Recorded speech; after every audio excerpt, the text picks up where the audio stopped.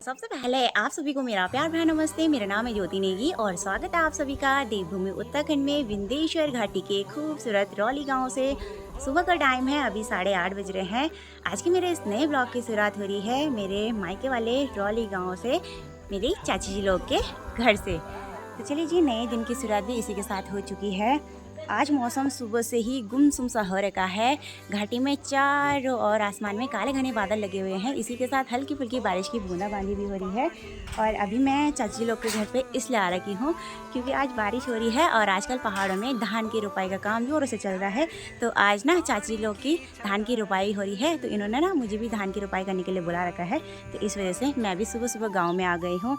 और एक ना बेकार सी बात भी है, आज मौसम इतना ज़्यादा ख़राब हो रखा है ना अभी के टाइम पे कि बादल बहुत ज़्यादा लगे हुए हैं और बारिश आने की संभावना बनी हुई है। और मुझे ऐसा लग रहा है कहीं बारिश ना आ जाए, नहीं तो धान की रुपाई होगी नहीं। इतनी तेज़ बारिश में कैसे कोई काम करेगा। बाकी आज के मौसम की बात करें, विंध्येश्वर घाटी सामने मेरे गांव के चारों ओर के जो सीढ़ीनुमा खेत आपको दिखाई दे रहे हैं, इन खेतों में इतनी ज़्यादा हरियाली बढ़ गई है आजकल। साथ ही विंध्येश्वर की खूबसूरत सी ऊंची पहाड़ियों पे आज बादल ऊपर से लेकर नीचे नदी तक ही लगे हुए हैं।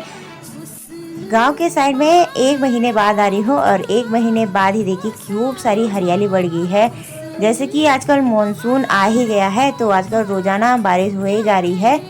पिछले दिनों बारिश नहीं हो रही थी तो लोगों की धान की रोपाई का काम भी पेंडिंग पड़ा हुआ था। आजकल जैसे रोजाना बारिश होने लग गई है, तो गांव के लोग ना जिनकी धान की रुपाई का काम रहता है, तो सभी लोग अपने अपने खेतों में धान की रुपाई करने लगे हैं क्योंकि अब पानी भरपूर हो गया है रुपाई के लिए। अभी के टाइम पे मुझे जिस जगह धान की रुपाई लगाने के लिए जाना है वो गांव से काफ़ी दूर पड़ता है। तो चलिए जी, एक बारी में ना फटाफट से चाची लोग के घर पे नाश्ता कर लेते हैं और उसके बाद निकलते हैं यहाँ से। और सुमन तो चली गई है क्योंकि खेतों में ना हल लगना शुरू हो गया है और साथ साथ में ना फावड़ा भी लगाना पड़ता है नीचे नीचे की साइड पे, तो उसको वो काम करना था, इसलिए वो पहले ही भाग गई। तो अब मैं एक बार नाश्ता कर लेती हूँ और उसके बाद निकलती। तो देखिए, इस जगह पे जाना है मुझे रुपाई करने के लिए, जहाँ पे ये खेतों में हल लग रहा है। तो आप मिलाते हैं आपको चाची से। तो ये जी सामने पे हमारी चाची श्री है और चाची ने नाश्ता भी बना कर तैयार कर दिया है। और ये है हमारी दादी श्री। ए दादी, एक दी। और दादी अभी के टाइम पे नाश्ता कर रही है। वही तो। और यहाँ पे देखिए चाची ने गर्मा गर्म ब्रेकफास्ट बना के तैयार कर दिया है। आज के ब्रेकफास्ट में बना है मंडवे की और गेहूं की मिक्स रोटियां, साथ में बना है आलू के गुटके और सूजी भी बना रखी है। तो चलिए जी, फटाफट से ब्रेकफास्ट कर लेते हैं, फिर निकलते हैं घर से। टेस्टी सा ब्रेकफास्ट भी मैंने कर लिया है और अब निकलते हैं घर से खेतों में जाने के लिए, मतलब जहाँ पे धान की रुपाई हो रही है।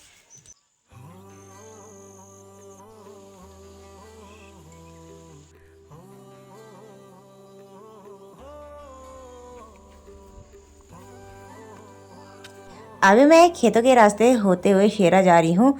तो यहाँ आधे रास्ते में ही ये जो बड़े बड़े खेत हैं, तो इन खेतों में ये झंगोरा बोया गया है। और झंगोरे के पौधों में देखिए इस साल ना झंगोरे की बाल जल्दी आ गए हैं।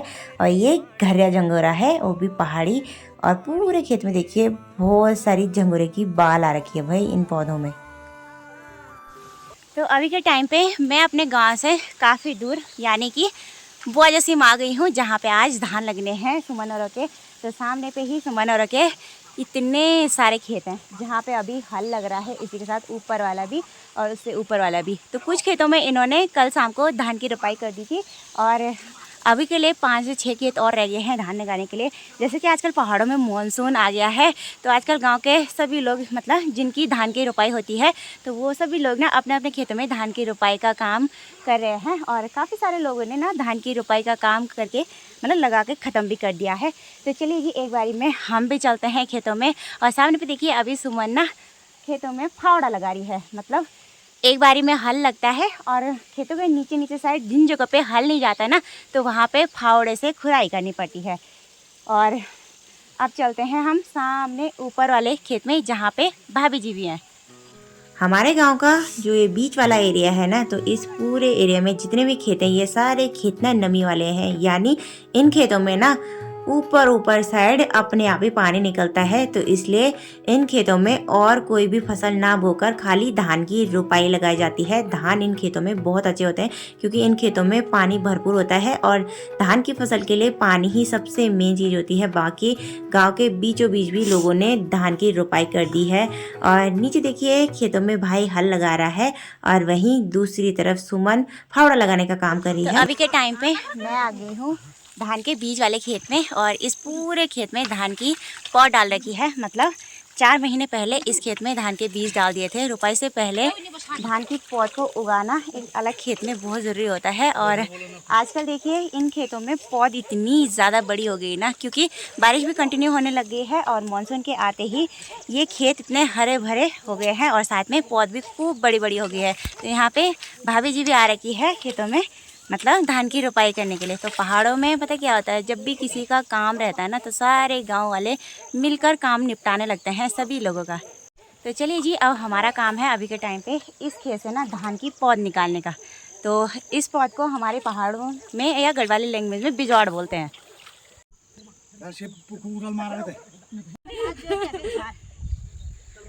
तो मिलिए हमारी चाची जी से, और चाची जी देखिए हरी घास की कंडी काट के ले आई है ना। चाची नमस्ते। हाँ नमस्ते नमस्ते। कैसे हो आप? ठीक हो? आप कैसे हो? मैं बढ़िया।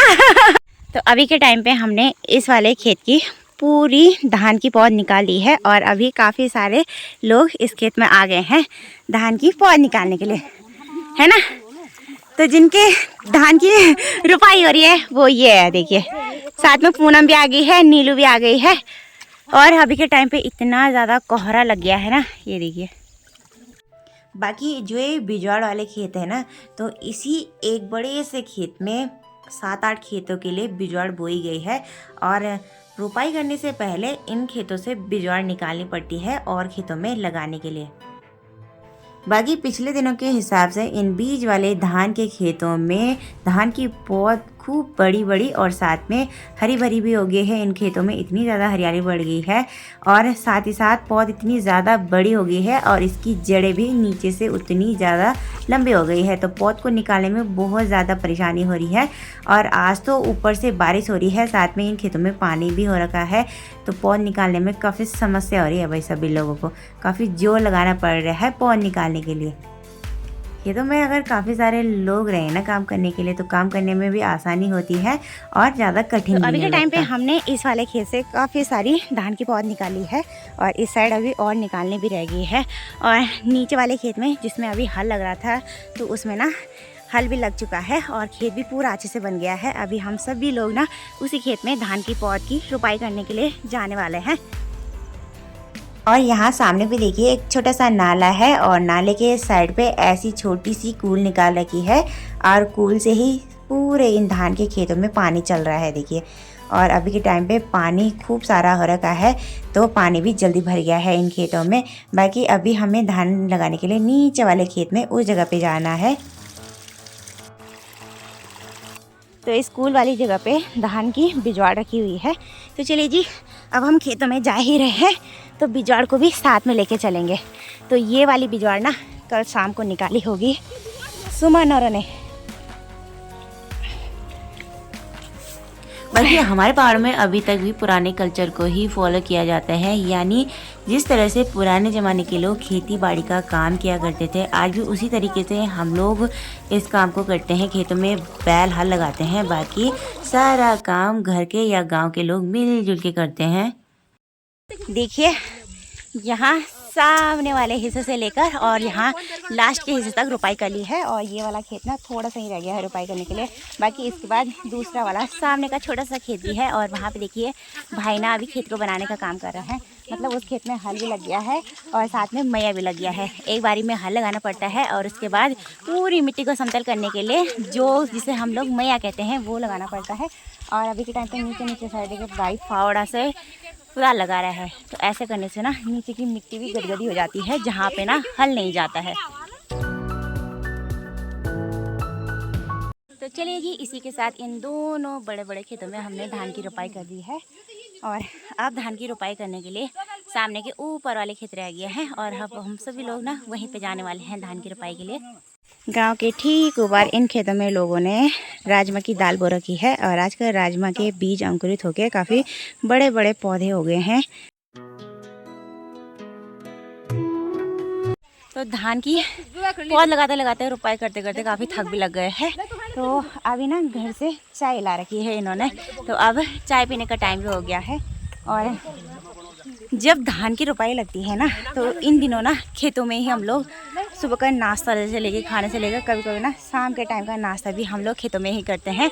और इतना मज़ा आता है ना, ऐसा ना सिर्फ पहाड़ों में ही होता है और इसी टाइम पे होता है, मतलब धान की रुपाई के टाइम पे, क्योंकि कामकाज के टाइम पे घर जाने का तो टाइम होता है नहीं। और चाय के साथ साथ यहाँ पे देखिए बिस्किट भी आ रखे हैं और बर्फ़ी भी आ रखी है और 2 नारियल भी आ रखे हैं भाई।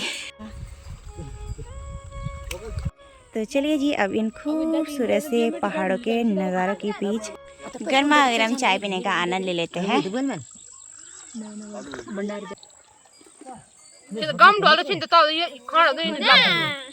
अभी हम लोगों ने चाय भी पी ली है और थोड़ी देर हमने आराम भी कर लिया है। तो चलिए जी, अब फिर से करते हैं धान की रुपाई का काम शुरू। और ये ऊपर वाला खेत भी ना अच्छे से सह गया है, मतलब धान लगाने के लिए रेडी हो गया है। बाकी चाची कह रही है अब नारियल खा रहे हैं वाला। बाकी सामने वाले खेत में अभी हल लग रहा है और थोड़ी देर बाद वो वाला खेत भी बन जाएगा धान लगाने के लिए। और सामने की सुंदर घाटी से देखिए खूब सारी बारिश होने लगी है, तो इसी बात का हमें डर था। और जब बारिश होती है ना तो रुपाई लगाने में बहुत सी दिक्कतें होने लगती है। आज जैसे धान की रुपाई हो रही है तो ऐसे में सभी में ना अपने अपने काम बटे रहते हैं। घर के जेंट्स लोगों का काम होता है खेतों में हल लगाना, फावड़ा लगाना, कुदाल लगाना, और वहीं लड़कियों का काम होता है खेतों से घास काटना, खरपतवार निकालना, और साथ साथ में जो धान के बीज वाले पौधे हैं ना तो वो भी निकालना। तो यहाँ पे चाची अभी घास काट रही है और वहीं कुछ लोग ना यहाँ धान की पौध निकाल रहे हैं। तो भाई आज खूब सारे लोग आ रहे हैं तो काम भी फटाफट होते ही जा रहा है। और जैसे कि हमारी धान की पौध नहीं लगती, हमारे सिरे नहीं है, तो हम लोग ना चाची औरों के साथ धान की पौध लगाने में मदद करने के लिए आ रखे हैं, यानी शेरा लगाने के लिए आ रखे हैं। और अभी के टाइम पे इतनी ज़्यादा बारिश होने लग गई है, हम लोग पूरे भीग गए हैं और पूरा गीला गीला सा माहौल हो गया है। बाकी घर से देखिए इन्होंने ना बरसाती चुनटे ला रखे हैं और अब इन्हीं को ओढ़ के धान की पौध निकालते हैं। अभी जैसे बारिश तेज़ लगने लगी है तो धान की पौध निकालने में काफ़ी दिक्कतें हो रही है, क्योंकि मिट्टी इतनी ज़्यादा गीली हो गई है और जड़ों पे खूब सारी मिट्टी निकल रही है भाई। तो चलिए जी, इस वाले खेत में काफ़ी सारी पौध अभी के टाइम पे निकाल दी है। और ऊपर वाला जो खेत है ना तो इस खेत में मतलब हल लगाने का काम भी हो गया है और सह भी गया है सेरा। तो अभी के टाइम पे हम सभी लोग ना उसी वाले खेत में रुपाई करने के लिए जाने वाले हैं। और अभी टाइम भी 11:30 बज गए हैं और अब इसी लास्ट खेत में हम लोग रुपाई करेंगे अभी के टाइम पे। उसके बाद हम चले जाएंगे घर। और तो चलिए जी, अब इन धान को ना जो हमने अभी निकाल रखी है इसको ऊपर वाले खेत में फेंकते हैं। और फेंकने का तरीका भी देखिए कुछ ऐसा है, जैसे कि सामने गीता फेंक रही है। तो लीजिए, धान की रुपाई के सारा काम अभी के टाइम पे ख़त्म हो गया है और अब 2 खेत और रह गए हैं और इन खेतों में अब शाम के टाइम पे हम रुपाई करेंगे। अभी दिन के 1 बजने वाले हैं और लंच करने का टाइम भी हो गया है। और अब देखिए हमारी ताई जी भी आ रखी थी खेतों में धान की पौध निकालने के लिए। बाकी धान की पौध निकालने के लिए भी थोड़ा सा रह गया है इस खेत में। तो चलिए जी, अब चलते हैं घर। फ़ोन नहीं है, वीडियो बनाना। हाँ हाँ, तो चल।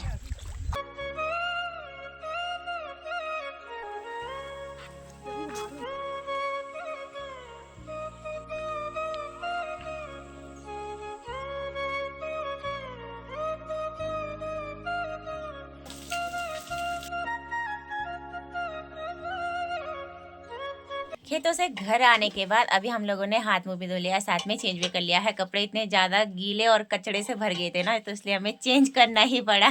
और अब दिन के बज गए हैं 1 और लंच करने का टाइम भी हो गया है। भूख जोरों से लगी है और आज का लंच यहाँ हम ऊपर वाले डिनर में करने वाले हैं। तो आज के दिन के स्पेशल से लंच में सुमन ने बनाया है चावल, दाल अरहर की, और इसी के साथ आलू के गुटके भी बना रखे हैं। साथ में खाने के लिए काट रखा है प्याज का सलाद।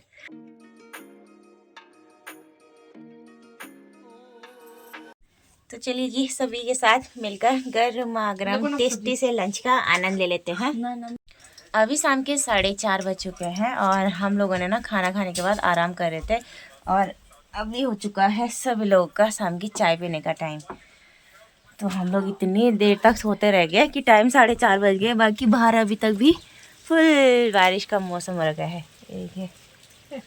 और मुझे जाना था घास लेने के लिए और ऐसी बारिश में कैसे घास काटूं समझ में नहीं आ रहा। तो अभी मैंने डिसीजन लिया कि सीधा चलते हैं घर, क्योंकि अंशु सुबह से हो गया होगा उदास, है ना। तो चलिए जी, अब गर्मा गर्म चाय पीने का आनंद लेते हैं। तो गर्मा गर्म चाय भी पी ली है और अभी के टाइम पे फिर से विंध्येश्वर घाटी में बारिश होने लगी है। और बारिश होने के बाद सामने की ऊंची ऊंची पहाड़ियों पे आज बहुत ही नीचे तक बादल लगे हुए हैं। अभी काफ़ी खूबसूरत सा प्यारा सा माहौल हो रखा है गांव के साइड। तो पूनम और देखिए फिर से चले गए हैं खेतों में धान की रोपाई करने के लिए। जहाँ बाय टाटा। बाकी सुमन जा रही है अभी गाय भैंसों को घास देने के लिए और उसके बाद वो भी जाएगी रोपाई करने के लिए। तो अभी सुमन चलेगी है अपनी गौशाला भैंसों को घास देने के लिए और मैं यहाँ दूसरे रास्ते से होते हुए अपने घर जा रही हूँ। और बारिश देखिए रुंझुन रुंझुन रुंझुन लगी हुई है। और अभी के टाइम पे लोगों ने अपने गाय भैंसों को भी बाहर नहीं निकाल रखा है, वो इसलिए कि आज सुबह से ही बारिश हो रही है और माहौल ठंड वाला हो रखा है।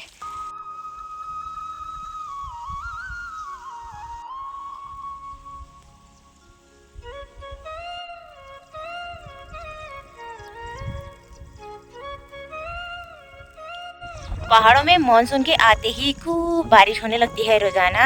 और इस बारिश के ना फ़ायदे के साथ साथ बहुत ज़्यादा नुकसान भी होते रहते हैं। नीचे जो हमारे गांव की रोड है ना, तो इस दुकान से लेकर आगे तक पूरी कच्ची है।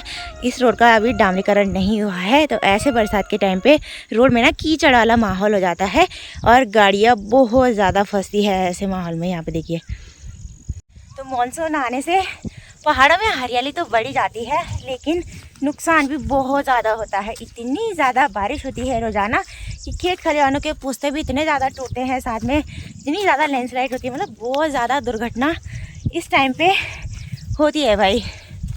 बाकी अभी बारिश की बूंदें पड़ी है तो ऐसा लग रहा है इतनी ठंड जैसा महसूस हो रही है ना, अच्छा लग रही है बारिश की बूंदें भाई।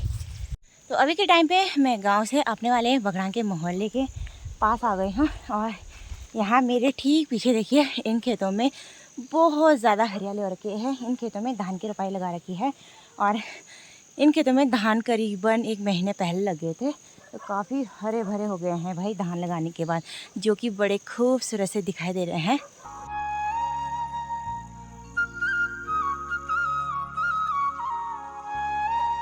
इसी खेत के ठीक ऊपर वाले खेत में देखिए मिर्च लगा रखी है। इन मिर्च के पौधों में आजकल खूब सारी फ्लावरिंग के साथ साथ हरी हरी मिर्चें भी लगी हुई है भाई। तो आजकल काफ़ी सारी हरी सब्जियां हो गई है।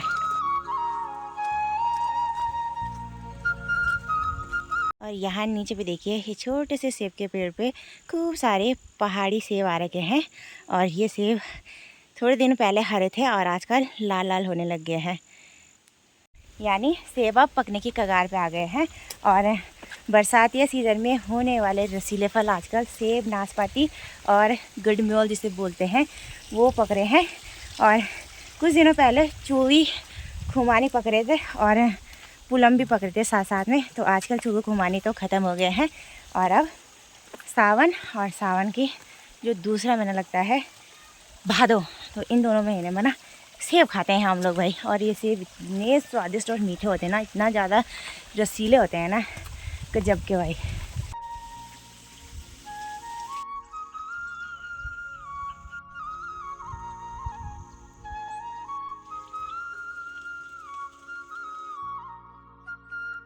तो अभी पहुंच गई हूँ मैं घर पे। बाकी बच्चे तो मस्त से होके खेल रहे थे और अंशिका और मैं यहाँ चूल्हे वाले के रसोई घर में बैठे हुए थे, चाय भी पी रहे थे। और बाहर तो बारिश अभी भी लगी हुई है और इतनी ज़्यादा ठंड महसूस हो रही है ना कि क्या ही बताएं। सामने वाले साइड से अभी के टाइम पे इतनी तेज़ बारिश हो रही है ना, और हमारे ये जो काकड़ी की बेल है ना, ये इतनी ज़्यादा लंबी हो गई है कि अब ऊपर से नीचे की ओर आने लग गई है। देखिए अभी मम्मी ने बोला थोड़ा सा हरा घास काट दे पिंडा उबालने के लिए, तो इस तौल में मैंने कम से कम 2-3 मुठ हरी हरी घास काट दी है। अब इस हरी घास को हम लोग चूल्हे पे उबालेंगे, और उबली हुई घास को ना कल सुबह के टाइम पे जब भाभी दूध निकालने जाएगी ना गौशाला, उस टाइम पे देते हैं भैंस को। और भैंस को उबली हुई घास ना सुबह के टाइम पे खाना बहुत ज़्यादा पसंद होती है। गाय भैंसों की मन पसंदीदा घासों में से एक होती है उबली हुई घास। बाकी अब देखिए मौसम तो वैसे ही हो रखा है और सर्द भरा ठंडा ठंडा, और आज का वीडियो इतना ज़्यादा लंबा हो गया ना, तो चलिए दोस्तों आज की वीडियो को इतना ही रखते हैं। आई होप कि आपको मेरा आज का वीडियो पसंद आया हो। अगर वीडियो थोड़ी सी भी पसंद आए तो लाइक शेयर कमेंट्स कीजिएगा। चैनल और इस वीडियो पे नए हैं तो चैनल को ज़रूर सब्सक्राइब करें। आपका एक सपोर्ट मेरे लिए बहुत मोटिवेशन करता है आगे भी इसी तरह के नए नए वीडियोज़ बनाने के लिए। तो चलिए जी, मिलते हैं किसी नेक्स्ट अच्छी सी वीडियो के साथ।